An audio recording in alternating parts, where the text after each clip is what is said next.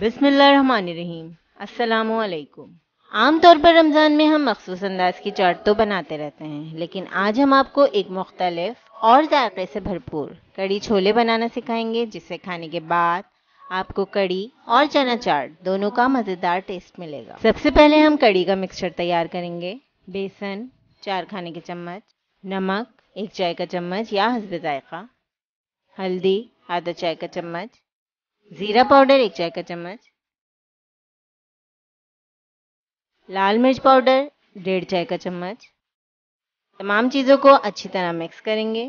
पानी 4 ग्लास।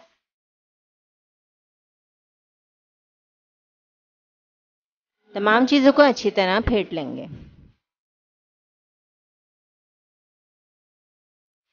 अरे एक मिनट, अगर आपने अब तक हमारे चैनल को सब्सक्राइब नहीं किया है तो सब्सक्राइब करें और साथ ही बेल आइकन पर क्लिक करें। अब हमने कुकिंग पैन में 2 टेबलस्पून